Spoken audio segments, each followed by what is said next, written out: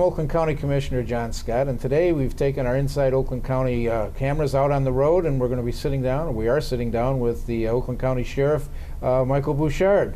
Sheriff, welcome. Hey, pleasure to be here. Thank you. Thanks for visiting. Good to have you here. We want to do a little bit, and we've been bringing the different aspects of the county into shows and to show it. And today, we want to highlight your department a bit. How long have you been the sheriff, for instance?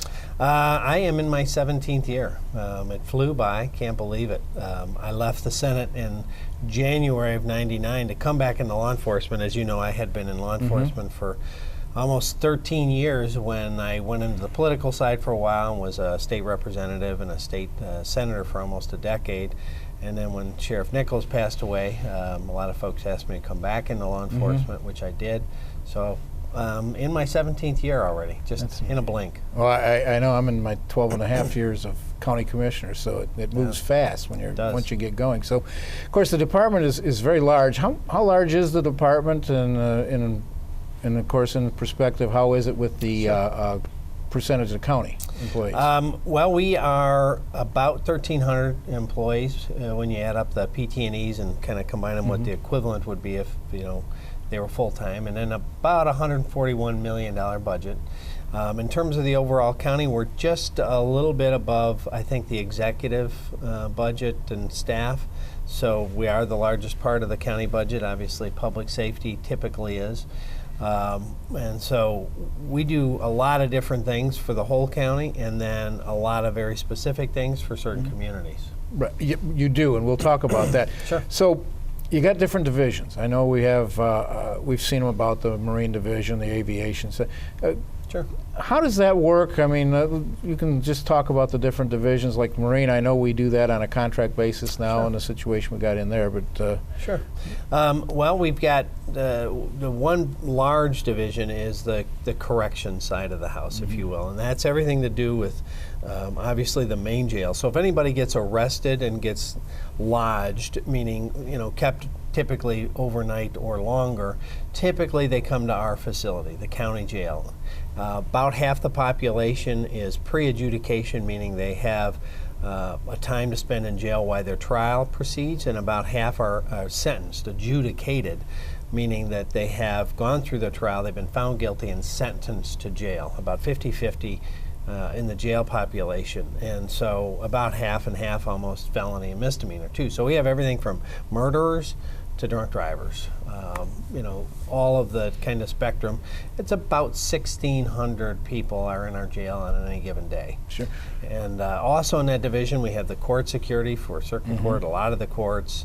We have the annex and a host of other kinds of things that come under that division as well. And then, as you mentioned, the Marine Division, that comes under the patrol kind of law enforcement side of the shop. So the Marine Division is, as you know, the sheriff is mandated under state law to deal with all the duties as it relates to water. So regardless of where it is, if there's a drowning or if there's things that happen on the water or under the water tragically, that's our task. And so we have a Marine Division that does handle the whole county, 450 lakes. So obviously we can't be all the places simultaneously. So when we took a lot of the severe budget cuts back in 2007, 8, 9, and there, we had to cut everything, and obviously the Marine Division was one of the ones that got hit. The amount of money we get reimbursed from the state is only about 25 cents on the dollar of what we spend. Right. And that comes from boater registration fees, which we think is unfair. I agree. Oakland County registers more boats than any county in the whole state, sends the money to Lansing, and they send us back about a quarter on our dollar. Correct. Yeah. We're not looking for 100%. We just like to get 50% of our own money back to, do the things on Oakland County's waterways. But having said that, anyways, the Marine Division's down pretty dramatically. A lot of the local lake associations have adjusted and decided they wanted to contract and have a Marine deputy just on their lake. So we're on about 14 or so lakes in a contract relationship just for them, which we would do with any lake, and it's really quite affordable. A lot of the, it works out to about the cost of one cable bill to get a full-time, presence on the lake when you want it there. So, that's the Marine Division. And then what we do for the whole county is really support services. So anything that they would need on a support kind of basis. Narcotics enforcement for the whole county, auto theft, fugitive apprehension, warrants, friend of the court, major crimes with the gang task force we do in conjunction with the FBI. We also do forensics in our CSI kind of activity, the crime lab, SWAT, I'm not sure if I said auto theft, but we do a host of kinds of things. So if any community, even if they have their own police department, has a major crime or a specific kind of crime, they can call us and we'll send them whatever they need, do whatever they ask for, and disappear in the night and just hand them what we find. And so that's a big part of what we do. In fact, when I first became the sheriff, I went to all of the different chiefs and said, what do you need from me? What's the most important thing for us, the county, to provide for our local chiefs to support you? And they said support services. So that's what we, even in budget cuts, that's what we protected vigorously, because that's what they need, because they were getting cuts. So that wasn't a time to double whammy our local police departments. We wanted to support them. Also aviation, didn't mention that. So we have canines, we have bicycle patrols, we have motorcycle patrols, divers, rescue, search and rescue, all that kind of stuff. ATVs, horses mounted. I was going to say you got the mounted unit. We send them mounted to quite a few different events and communities to support them. We have a cadet program that does all sorts of things. So all of that's available to the whole county. And then individual counties make a decision sometimes that they want to hire us instead of having their own police department. So we don't go out and ever solicit that. But if a community comes to us and asks us for a price, we're obligated to give them a price, obviously. But we don't go out and try to, grow that for a lot of reasons. First, we love our relationships with the police departments and the chiefs, and we never want it to be a tense kind of situation. And second, we don't make any money on it at all. We're not looking to make money either, but there's really no reason for us to go out and solicit business because of those two things. We don't want to alienate our partners in the police department, and we make no money on it. Well, all we ever charge is actual cost recovery. So when Pontiac was going through a fiscal crisis, they obviously came to us through their emergency manager when they disbanded their police department, and we were able to add 24 officers in total.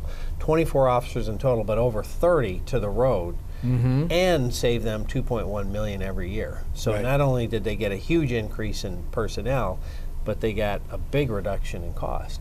So that's what local communities typically, find from us and seek from us. So under a contract, we're the police department. So if you call 911 or just a regular number, we're the one that would show up with a patrol car like a local police department. In 15 communities, and some of the biggest ones in the county, Pontiac, Rochester Hills, but also a host of other ones all over the county, north and south.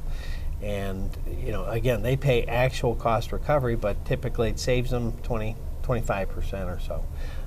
And the fallacy sometimes is that we're going to be sending cars from all over, but the reality is what happens is that when a community asks us to be their contracted police agency, we have a police station in their community, and everybody that works there only works there.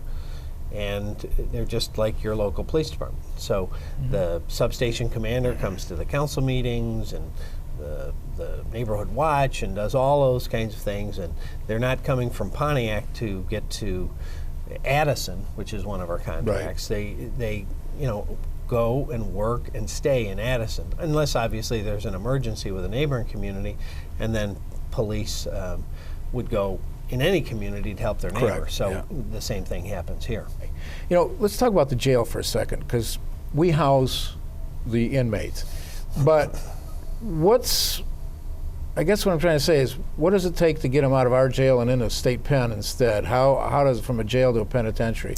Well, typically, if someone is sentenced after adjudication, after the whole court process and a judge or jury finds them guilty, At that adjudication, if they're sentenced to a year or less, they come to me typically. Oh. If it's a year or more, they go to a penitentiary typically. That's how that works. I always wondered why we had these guys there for so long after they were sentenced, and we always, I know most of the general public figures they just go off to the state prisons instead. Yeah, so. they can be here and have been here for a year and even more. Yeah.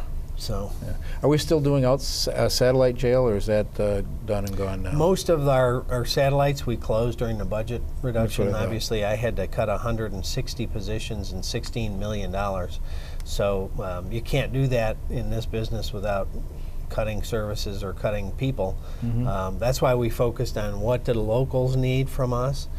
Really what I did during those budget crunch years to keep us in balance, and obviously if I'm not in balance, the whole county's out of balance. Correct. So, it's critical in those budget times, and that's why, with you, the county commission, as great partners, and Brooks, kind of leading the way with his great team, where we sit with AAA bond rating just recently affirmed, and one of the only counties, if not the only county in the nation, to do a 3-year budget, and all the financial accolades, we're sitting very solidly, and our neighbor immediately touching our south is looking at going potentially into bankruptcy. Right. That's the difference when you go into those downturns. As you know, we saw it coming and started holding our budget lines 3 years in advance. Yes, we did. And so what we tried to focus on is what the two priorities I basically gave were that if a person is someone we're afraid of, we want to keep them in jail. If there's someone we're mad at, we might need to look at alternatives. Kind of a simple. We have done that too with the tethers and things like that. Kind of a simple benchmark. If you have limited space to hold people, make sure it's the people that you're afraid of and could hurt people. And then on the law enforcement side, not reduce support for local police departments and not diminish our ability to respond to any emergency. We may reduce the totality of what we can bring to bear. So, for example, in the aviation unit, we had 2 air crews and 2 helicopters. We mothballed 1 helicopter and brought it down to 1 air crew, dramatically cut our costs there. So we don't have as much coverage, but we always can put a helicopter in the air for an emergency or a patrol. So those are the kinds of things we went through to cut all that money out of our budget. And now that the county's healthy again, it's thankfully because Commission and Brooks and everybody went together and tried to figure out how to get through those troubled waters. We made it, and it was really difficult. I do remember all that. It was tough.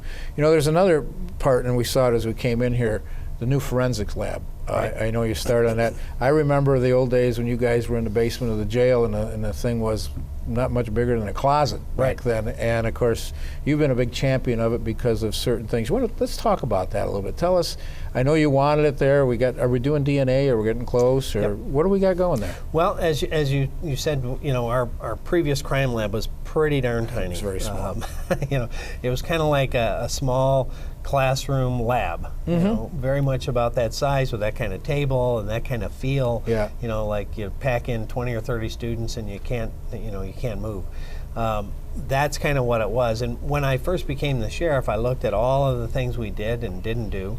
And one of the things was to increase our availability and our capacity to do whatever the county needs us to do on a protection level. Because Oakland County, I think, has come to expect the best in public safety or whatever the situation, in parks, all the different things. Oakland County, I think, is an amazing gem. And so to be the best, you really have to have kind of state-of-the-art services. So one of the things, and it's taken a long time, was to dramatically upgrade our crime lab. And then as we were doing that, I saw a couple cases where I thought the victims were, in essence, victimized again. And I'll tell you specifically what that means. On the west side of the county, there was a rape case. And the DNA was submitted to the state police, who do an amazing job, and not due to any fault on their behalf other than not being fully and properly supported by the legislature and prioritized by the system. They don't have enough legs and arms to keep up with the pace of the DNA coming in for all the kinds of different cases. Then Detroit's lab goes belly up, and the state gets all of their cases. And so they just start drowning. So typically the DNA response was anywhere between 13 and 9 months. And so we submitted the DNA from this rape and waited just over 8 months, got a result, and went and arrested that guy immediately. But in the meantime, he had 2 more rapes under his activities, and so that to me was unacceptable. Again, not a knock on the state police, but a knock on the state priorities in the budgeting process, to focus on support services like I just talked about. And so as a result, I made a decision that, look, we as Oakland County residents expect better in terms of turnaround and protection of our victims.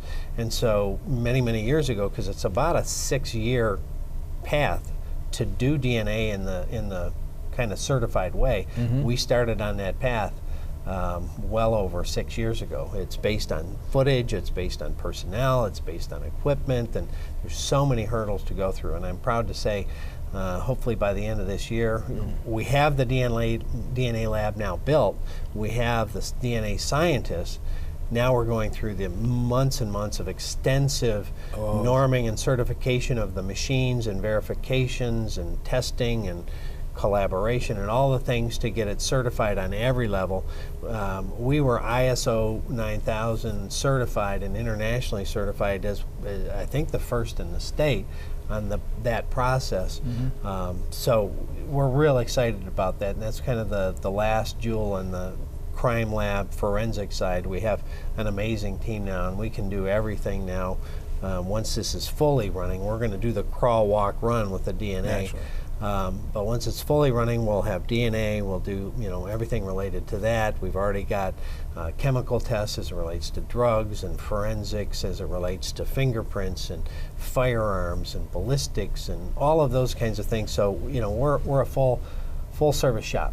And I think the people of Oakland County will appreciate it on a couple levels. A, because of the quicker turnaround directly here, and B, we do more expanded services. Some property crimes, so for example, the state, because they're overrun, they won't do property crimes typically with DNA. But we had a serial burglar who had cut himself on a window, and we did a DNA test, and we identified the guy and arrested him. And if you can stop a couple hundred burglaries, we think that's worth it for our community. Hey, recently I saw we had a dispatcher that did a good job on TV, but let's talk a little bit about dispatch, because you do it for a lot of communities, both police and fire. Right, we do. And but yet we still have several independent groups out there, which is, I think, kind of hitting us on our 911 bill a little bit. We had to increase the price because of that. Tell us about the dispatch. I mean, it looked pretty sophisticated on TV. Yeah, well, we have the largest central dispatch in the state, second only to the city of Detroit. And we're the only central dispatch in the state, and one of only, I think, 9 or 10 in the country that do a thing called emergency medical dispatch, emergency fire dispatch, and emergency police dispatch. And so what that means is when you call in, if you have an emergency in any one of those disciplines, the call taker has a series of things, and they're typing as you're saying, if it's a medical, his lips are blue and this and that, they're typing in the symptoms or whatever the situation is. And the screen will start to present prompts for her or him, the call taker, to advise. So in this particular case you're talking about, this was the emergency medical dispatch protocols. So as the person was, saying where this person was having a baby, where they were in the process, she was able to, enter that information and would say, okay, here's what you have to do, and and walk through in a very calm but very reassuring fashion, here's what you have to do. And they gave birth over the phone, and she told them what to do with the baby and how to wrap the baby and all those kinds of things.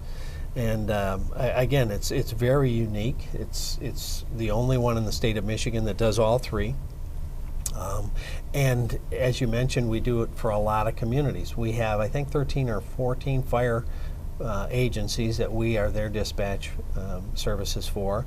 We do it for 5 or so police departments other than our own, plus all of our contracted areas. And then we also do all of the countywide at the moment texting.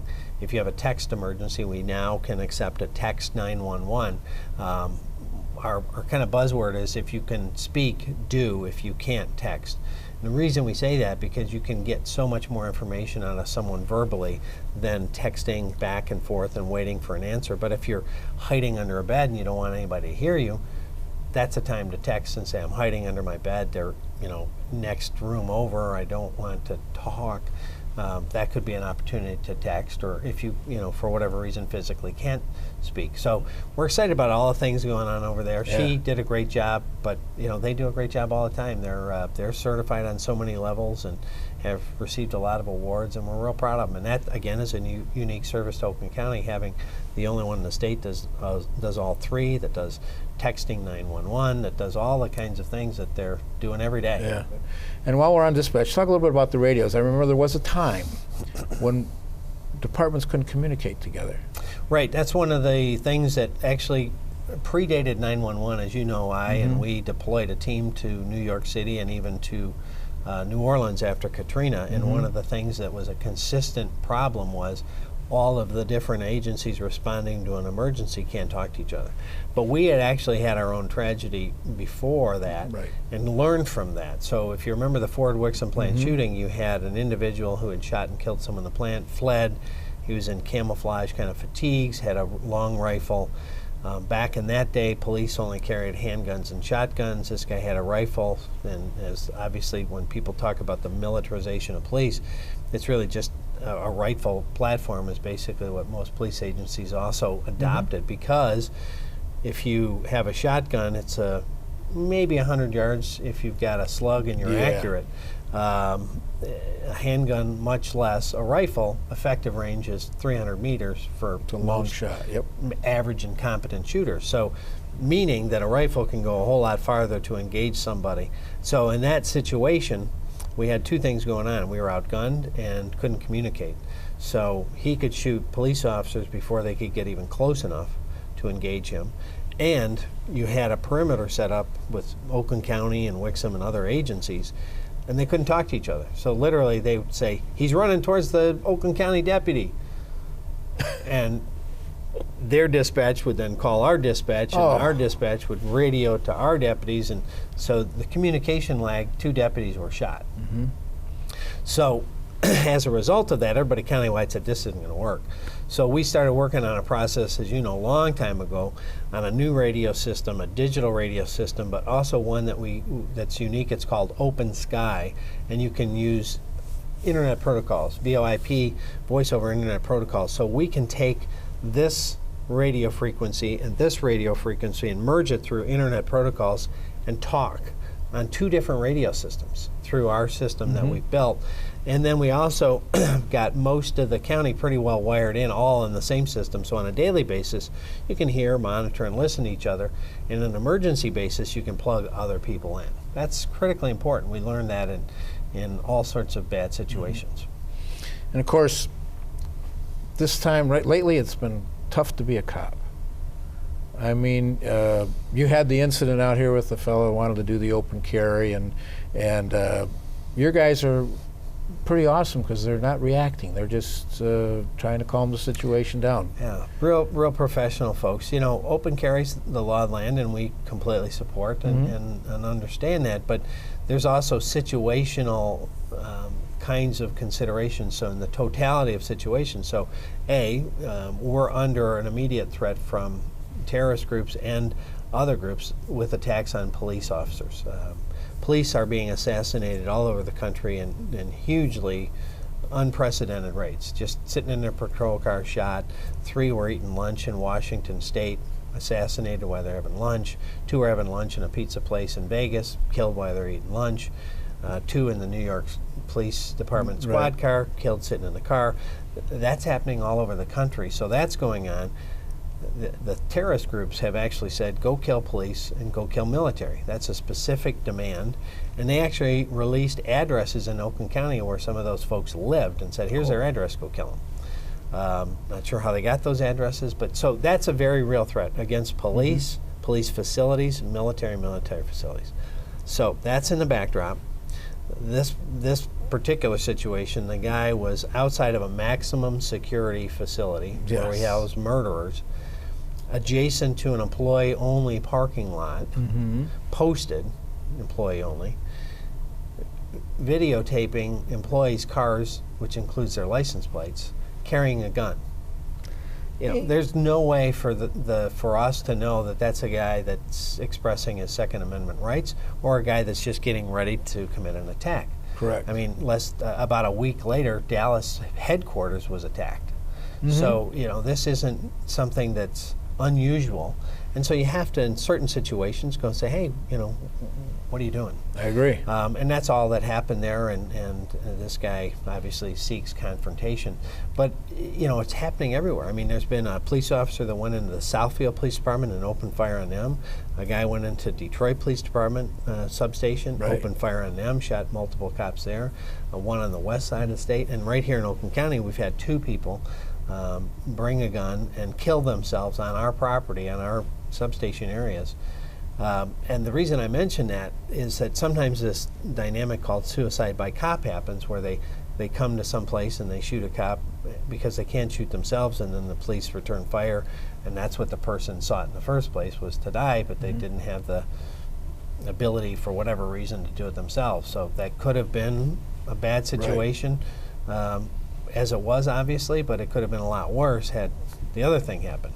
Yeah, I think I was more impressed with the deputy, that the way he handled the situation. It wasn't confrontational in any way. I think we even saw one example of one of your officers when somebody was taping them, so he took his phone out and said, well, I better video this too to just be safe. And of course we saw that situation recently where the people were videoing the Detroit officers and got in trouble, which they overreacted, I think. So. Yeah, I mean, we don't have a problem at all with accountability. If we do something bad, we hold people accountable. Not proud to say in the past year and a half or so, we've terminated and criminally charged 2 deputies. It's not something we like or are proud of, but we also know that 2 out of 1,300 people is a very small percentage. And if you look statistically nationwide, these are isolated incidents, but they're on video. And that's the big difference. There's, almost 900,000 police officers in America.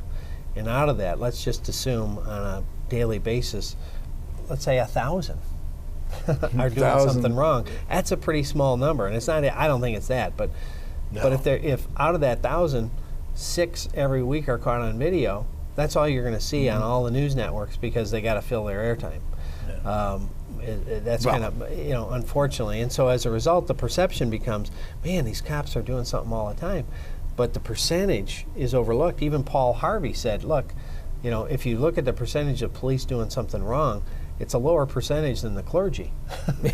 That was Paul Harvey, so no lightning strikes for me. But yeah, that most men and women are putting on a uniform, whether in the police or for the military, because they care about their community and country, and they want to serve.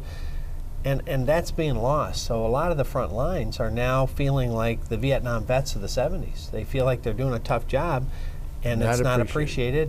And every time it's confrontational with so many folks, they pulled you, and the camera's right up in their face, and it's like, it's really a strange time. I've never seen anything like this. It's like I tell everybody, you're out on the street, you might as well live your life like you're on camera, because you probably are. And don't think you can duck around the corner or whatever. And the same thing holds true for our police. And of course, they're all talking body cams now. And I'm going to have you just touch on that a little bit. I've heard a little bit from the Under Sheriff McCabe about the problems that those things bring into the group. We're completely supportive of body cams for accountability purposes. But the problem is there's a lot of groups out there that want it for a lot more. They want it for cheap reality TV shows or voyeurism or who knows what. So if the genesis is, we have a camera on, if the police do something wrong, it'll be caught and they'll be held accountable. Great, all for it.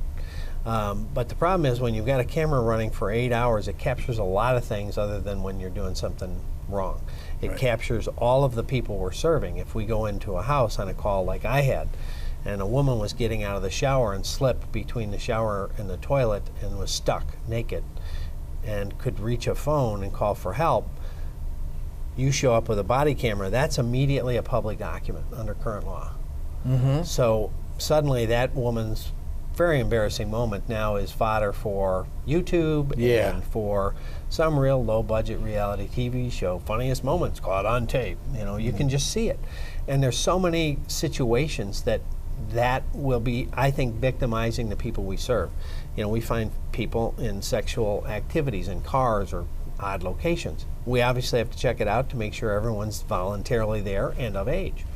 But outside of that, okay, you know, you may want to go somewhere else, and off we go. If that's caught on camera, public. That's right. And so, you know, I had a situation again when I was working midnights in a car. One woman and a guy married to somebody else, both of them next door neighbors. I mean, that would have been immediately some cheap reality TV show fodder under current law. So our concern is only allow the release of footage when there's a complaint or a concern about police behavior. If there's a complaint or a concern, my position is that immediately triggers a holding the tape, a full investigation, and a release of the results of the investigation and the footage publicly. Accountability. But that's not making people happy. You've got, you know, the Press Association wants everything available. They want long retention periods, which are very expensive. This is what I was referring to, yeah. You know, probably the cost for that kind of retention that they're talking about is about $2 million for us to start up. So, you know, with all the hurdles of cost and the potential, and I didn't even get into all the situations of confidentiality. We go into a town hall and somebody hands you a note and says, I'm deathly afraid of my neighbor, but they're selling heroin. Here's the address. It's caught on camera. Yeah, there's no secret there anymore. No secret.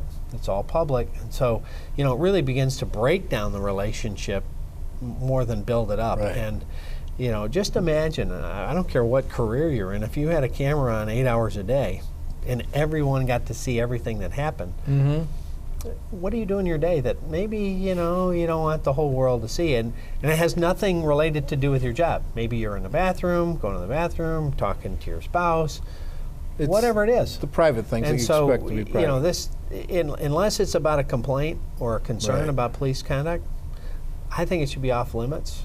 And if it's that, it should be absolutely aired. And that's kind of the sticking point. And the cost, obviously, the millions of dollars. Cost is the big one, because I remember he said it cost us so much just to store it. So. Right. Anyway, it's been great. Yeah. Thanks for the heads up. I'm glad to hear everything's doing the way we're doing it here. And of course, naturally, we always appreciate your job. So I thank you for coming on board. So, pleasure. Pleasure. Thanks for having me, and thanks for watching. Yep. The Sheriff's Office has jurisdiction of 1.2 million residents and 450 inland lakes. If you have any questions about anything you've seen or heard on today's show, feel free to contact me at scottj@oakgov.com. Thanks for watching, and we'll see you next time.